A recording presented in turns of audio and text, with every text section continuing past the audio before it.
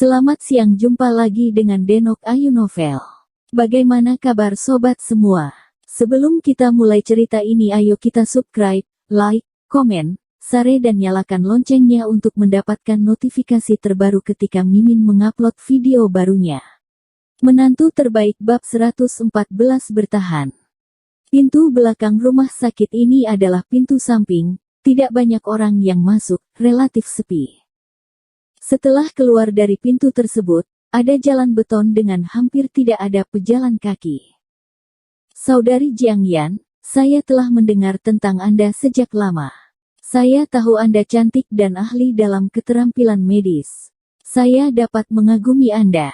Saya tidak berharap untuk melihat orang yang nyata hari ini. Anda jauh lebih cantik daripada di gambar. Ying Hong mengobrol dengan Jiang Yan dengan penuh kasih sayang.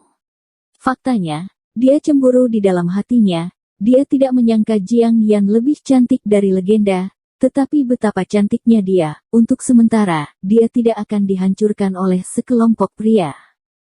Memikirkan hal ini, dia tidak bisa menahan perasaan senang. Saat keduanya sedang mengobrol, mereka tiba-tiba menemukan sosok aneh di depan mereka, yang membuat mereka berdua kaget. Saya melihat seseorang di pinggir jalan melakukan latihan peregangan, menendang dan memutar dari waktu ke waktu, dan sepertinya sedang melakukan senam kesehatan. Apakah senam di jalan? Otot-otot di wajah Ying Hong melonjak, dan pandangan aneh muncul di matanya, berpikir bahwa pria ini neurotik, dan dengan cepat menyeret Jiang Yan ke samping. Pergilah, Saudari Yan, pria ini mungkin tidak memiliki saraf yang baik, mari kita tinggalkan dia. Lebih lanjut, dia adalah suamiku, Jiang Yan. Ying Hong. Ah, ini libur, kenapa hari ini pagi sekali? Lin Yu sedikit terkejut ketika dia melihat Jiang Yan, dan bergegas. Kenapa kamu di sini? Jiang Yan bertanya dengan heran. Datang untuk menjemputmu dari pekerjaan. Kupikir kamu akan pulang kerja setelah beberapa saat, jadi aku hanya berkeliaran. Lin Yu berkata sambil tersenyum. Nyatanya, setelah keluar dari Jisitang, ia berencana langsung pulang untuk tidur, namun saat angin dingin bertiup, ia merasa lega, jadi ia berjalan-jalan sebentar dan datang ke rumah sakit untuk menjemput Jiang Yan dari tempat kerja. Wajah Ying tenggelam, dan hatinya sangat kesal bajingan ini. Kapan tidak baik untuk datang, tapi datang ke sini hari ini. Benar, kita hanya akan makan, ayo kita berkumpul, kata Jiang Yan. Oke, Lin Yu menggeliat, menjawab dengan malas, dan melirik Ying Hong. Lupakan, biarkan kalian berdua pergi. Wajah Ying Hong berubah, dia ragu-ragu, dan memutuskan untuk meninggalkan rencana awal. Ada apa? Tidakkah kamu ingin aku mengajarimu pengalaman? Jiang Yan bertanya-tanya, ini suamiku, dan itu bukan orang luar. Tidak, aku tidak akan menjadi bola lampu. Ketika aku kembali, aku akan meneleponmu untuk meminta nasihat, atau kalian berdua harus pergi. Ying Hong tersenyum, lalu berbalik dan berjalan kembali ke rumah sakit. Jika kamu tidak pergi, jangan pergi. Jangan paksa orang lain, ayo pergi, Saudari Yan, aku akan mengajakmu makan malam, menonton film dan membuka kamar, layanan satu atap. Lin Yu menggodanya sambil tersenyum. Ayo, Jiang Yan mencubit pinggang Lin Yu. Dia menemukan bahwa kepribadian He Jiarong jauh lebih ceria dari sebelumnya, dan wajahnya jauh lebih tebal. Terkadang dia tidak tahan. Tapi dia sangat menyukai karakter He Jiarong sekarang, yang jauh lebih baik dari Labu Kusam sebelumnya.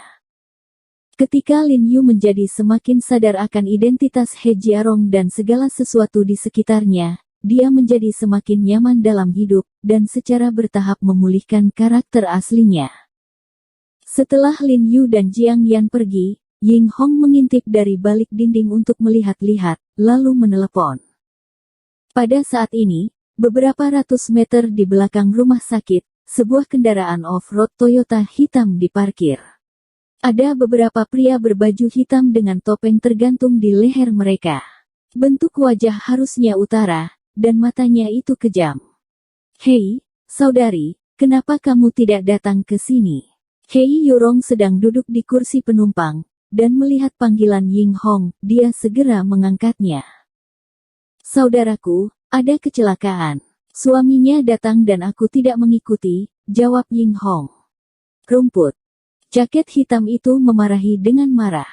Mengenai Jiang Yan, dia telah mendengar tentang kecantikan satu dari sejuta. Sun Tianyu berkata, ketika dia selesai makan, biarkan saudara-saudara bergiliran untuk menikmatinya, dan sekarang Lin Yu tiba-tiba keluar dan langsung putus. Perbuatan baik untuk mereka. Oke, bagaimanapun, dia harus membunuhnya cepat atau lambat. Karena dia terburu-buru untuk menemukan kematian sendiri, maka singkirkan dia dulu, dan kemudian bersenang-senang dengan gadis-gadisnya. Jaket hitam itu meludah keluar jendela dengan marah, dan kemudian menutup telepon. Saudaraku, apakah senjatanya sudah siap? Blackfeather berbalik dan bergegas ke orang utara untuk bertanya. Siap, jangan khawatir. Beberapa pria utara mengangguk dan menepuk-nepuk tonjolan di pinggang mereka, cukup bersemangat. Mereka semua adalah orang-orang nekat yang berspesialisasi dalam membunuh dan melampaui barang. Mereka dipekerjakan oleh Sun Tianyu dari utara. Hari-hari ini, mereka tidak pernah menyentuh seorang istri. Saya mendengar bahwa akan ada kecantikan besar hari ini yang dapat membuat mereka merasa baik. Mereka semua bersemangat dan tidak sabar untuk melakukannya. Oke, untuk sementara. Bum bum bum. Jaket hitam itu belum selesai berbicara, tiba-tiba ada ketukan di pintu mobil di luar. Bulu hitam menoleh dan melihat wajah tersenyum yang sederhana dan jujur, itu adalah Dajun. Karena Sun Tianyu tidak mengikutinya ketika dia membawa orang ke rumah sakit untuk membuat masalah, dia tidak tahu tentara.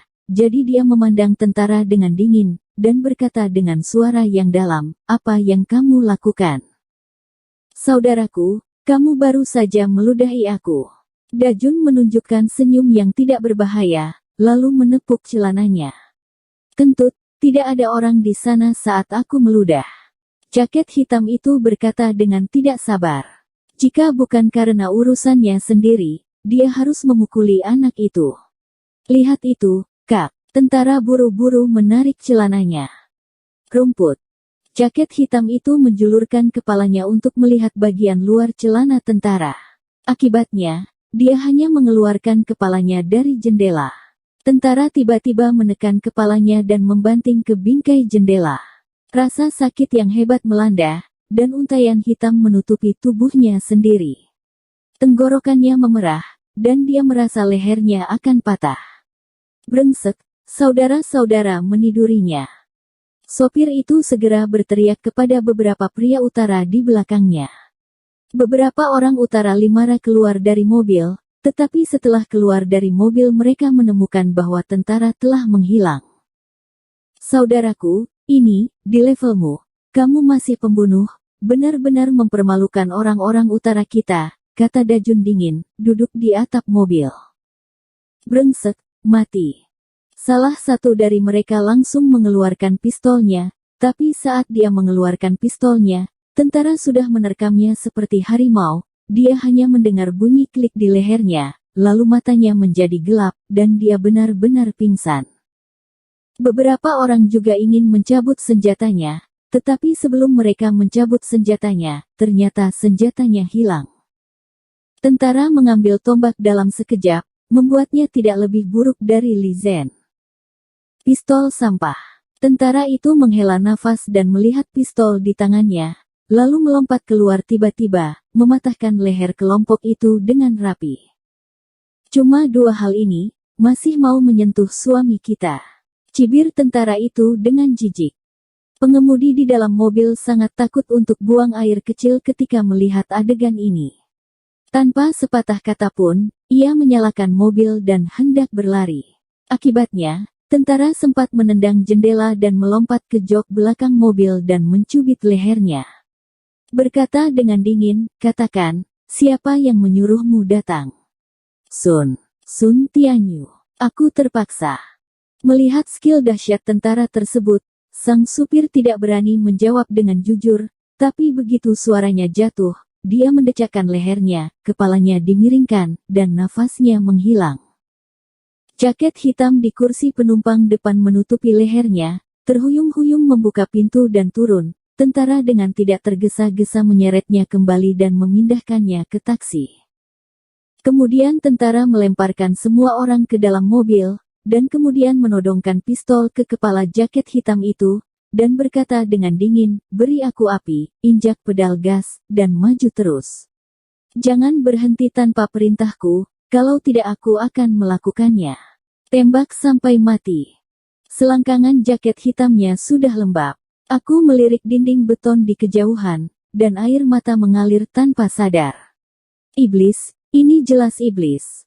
Awalnya, dia berencana menjadi iblis hari ini, ingin membunuh Lin Yu dan Jiang Yan dengan kejam, tetapi bagaimana dia tiba-tiba mengubah perannya? Bukankah dia hanya meludah? Adapun membunuh semua orang, ini masih manusia. Masih ingin mengambil pistol. Tentara mendorong moncong di kepala jaket hitam itu dengan ganas. Jaket hitam itu mulai menangis saat menyalakan mobil, lalu menginjak pedal gas. Mobil itu terbanting dan menabrak dinding seberang. Jaket hitam itu membenturkan kepalanya ke roda kemudi dan benar-benar kehilangan kesadaran.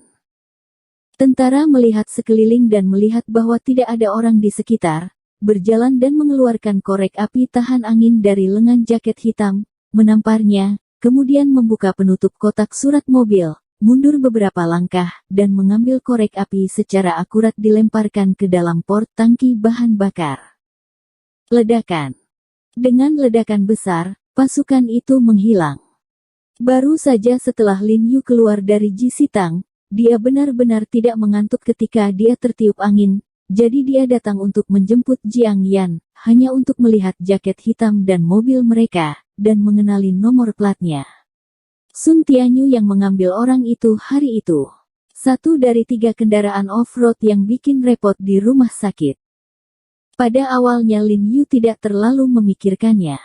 Dia pikir itu mungkin kebetulan, tetapi untuk berada di pihak yang aman, dia memanggil tentara dan memintanya untuk menyelidiki dan menyelidiki.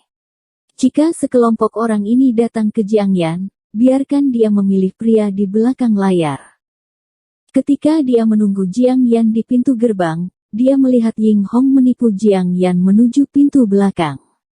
Dia merasa sedikit aneh, jadi dia berlari ke pintu belakang dan mencegat Jiang Yan. Lalu ada adegan kemudian. Faktanya, Lin Yu tidak memerintahkan tentara untuk membunuh orang, tetapi tentara harus melakukannya. Pertama, itu bisa menyelamatkan banyak masalah dan menyembunyikan identitas duri hitam. Kedua, itu juga peringatan bahwa orang yang berani mengalahkan ide suaminya itu tidak baik. Mati. Apakah ada film bagus baru-baru ini? Jiang Yan dan Lin Yu telah selesai makan dan berjalan-jalan di bioskop. Aku tidak tahu, lihat saja. Lin Yu menguap, melirik 3 kata, sudah selesai, yang dikirim oleh tentara di telepon, dan meletakkan kembali telepon dengan tenang. Lupakan saja, melihat betapa lelahnya kamu, ayo kita pulang dan tidur. Jiang Yan berkata sambil tersenyum. Juga, Lin Yu tersenyum, tapi tidak menolak. Ketika Lin Yu mandi ketika sampai di rumah, Jiang Yan membiarkannya berbaring di tempat tidur dan berinisiatif untuk duduk di sampingnya dan membantunya mencubit bahunya. Kakak Yan, siapa wanita yang memanggilmu hari ini? Lin Yu bertanya dengan rasa ingin tahu. Seorang kolega, ingin menanyakan beberapa pengalaman bedah, kata Jiang Yan. Apakah dari rumah sakit Anda? Lin Yu sedikit ketakutan. Tampaknya kekuatan kelompok orang ini tidak kecil. Mereka telah menjangkau rumah sakit. Mereka dapat membiarkan dokter mengambil risiko melakukan hal semacam ini untuk mereka. Umum. Menjauh darinya di masa depan, wanita ini tidak mudah. Lin Yu tersenyum. Kamu pikir semua orang terlihat seperti kamu, sangat buruk. Jiang Yan memutar matanya dan mencubit pinggangnya. Ketika Lin Yu tiba di rumah sakit keesokan paginya, Li Zhensheng memberitahu Lin Yu apa yang dilakukan tentara kemarin. Mengetahui bahwa sekelompok orang semuanya mati, kulit Lin Yu tidak bisa membantu tetapi sedikit berubah. Tetapi dia tidak memiliki banyak reaksi, karena sekelompok orang ingin berani memukul Jiang Yan dengan ide-ide mereka, mereka mati. Bagaimana penanganan tentara? Apakah akan ada masalah? Lin Yu bertanya dengan cemas. Begitu dia selesai berbicara, terdengar sirene di luar, dan kemudian sebuah mobil polisi berhenti di pintu masuk rumah sakit. Bersambung. Terima kasih kepada kalian yang telah menonton video ini. Jangan lupa tekan tombol subscribe-nya dan nyalakan notifikasinya untuk mendapatkan video-video seru lainnya dari Denok Ayu Novel.